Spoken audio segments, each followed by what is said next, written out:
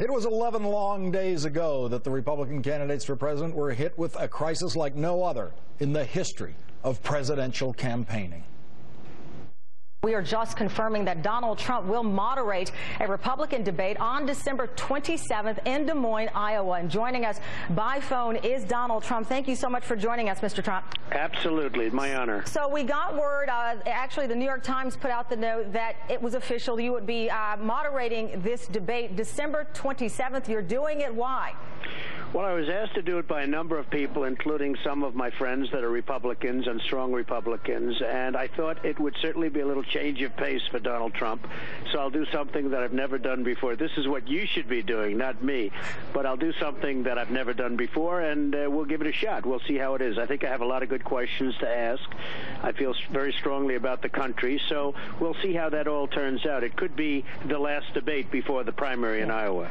Ron Paul, the only anti-war and anti-torture Republican candidate, is now the most eloquent anti-Trump candidate. He issued this statement in response to the announcement that Donald Trump would moderate a Republican presidential candidate's debate.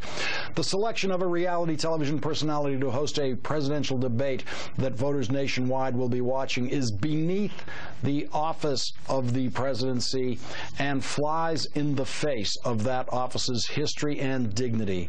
To be sure, Mr. Trump's participation will contribute to an unwanted circus-like atmosphere. I'm not going to kiss his ring, and I'm not going to kiss any other part of his anatomy. This is exactly what is wrong with politics. It's show business over substance. If he had any courage at all, he would be running for president of the United States of America, as opposed to manipulating the process from the outside. Look, Ron Paul has zero chance, zero, of getting elected or getting the nomination. He'll do okay in Iowa, and after Iowa, he'll fade into oblivion. So Ron Paul, you know, frankly, that some of these people aren't there. Huntsman is another one. He called my office. I don't know if you know this. Wanted a meeting. I didn't give it to him. Maybe I should have. I didn't give it to him. But he wanted to come up and see me. And then I see him at a debate saying, unlike you people, I didn't go and see Donald Trump. So he's a Mormon, so I'm sure he wouldn't lie about it. I'll tell you, it will get great ratings. We're going to have a real debate. You read about a Huntsman who's upset, or Ron Paul who's never going to win anything, but you don't read about the thousands of people that want it. I mean, most people want it. I heard Stephen King was on today. Said that he thought it was He's a political hack. He's George Will and Karl Rove. By the way, these are three people, I have to tell you, they're hacks. We will get probably the highest ratings of any debate that they've had because of all this controversy. No, I'm not participating in that. I think his infusing himself into the dialogue really dumbs down and makes less consequential the very important issues that we must be discussing to get this country back on its feet again. Have you thought through, though, what this might be like? I assume it's like the apprentice presidency. I mean, I think if you're afraid to debate with Donald Trump, people are going to say, so you want me to believe you could debate Barack Obama, but you're afraid to show up with Donald Trump? And I think it strikes me it's kind of a very weak position. I don't know why people would do that. Now you're left to Senator Santorum and former Speaker Gingrich. Others, I guess, still could join in, but what are you going to do if it's just those two? Well, we'll see. Look, this is a Newsmax debate. Well, I know a lot of the moderators, and some are wonderful and some aren't, but I know the issues better than the moderators, that I can tell you. Every issue better than the moderators. Today, a week after he was invited to participate in the Donald Trump debate, Rick Perry's brain finally unfroze long enough to decide to decline that invitation. And a Bachmann campaign spokesperson confirmed to NBC Tonight that Bachmann will not participate either. I do get ratings, and we would have the biggest ratings of all absolutely. The debates. Well, I get the ratings, and a lot of people would watch. Well, you know, this is a Newsmax debate. We may just do a chat. Newt and I may just do a chat. What do you mean by that?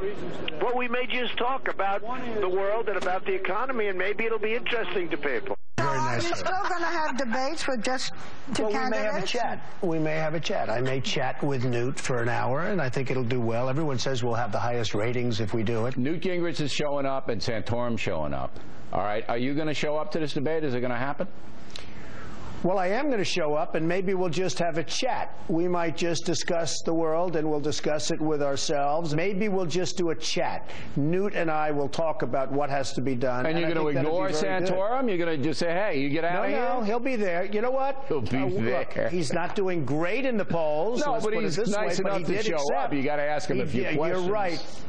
And he's been very nice and very gracious, and I would absolutely have him there. By the general election. Mark, I hate to interrupt you, but I've got about 4 people in my ear telling me that we've been able to confirm Donald Trump is out.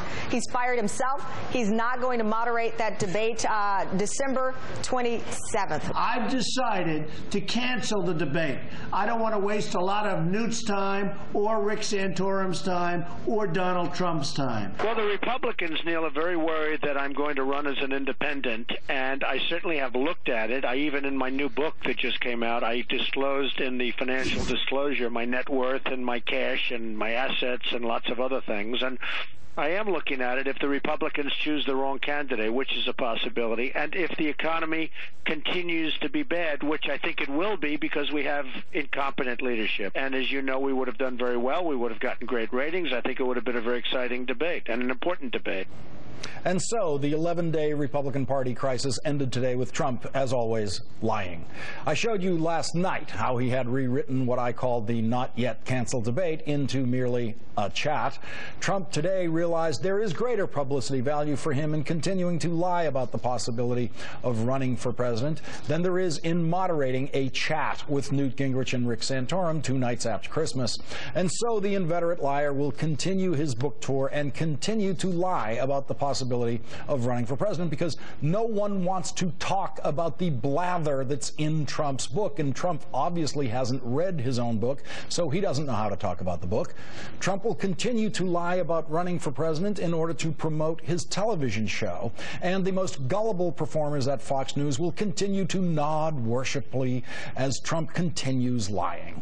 And viewers of this program will continue, as they always have, to contentedly ignore the vulgarian's big lie because they know he will never run for president because he is just smart enough to know that he would lose, and he is definitely smart enough to know that he cannot afford to run for president. Donald's dark secret is that although he was born rich, he has managed to maintain a rich lifestyle.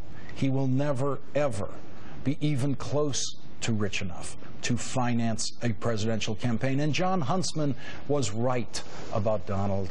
He doesn't have the courage to run, and he never will.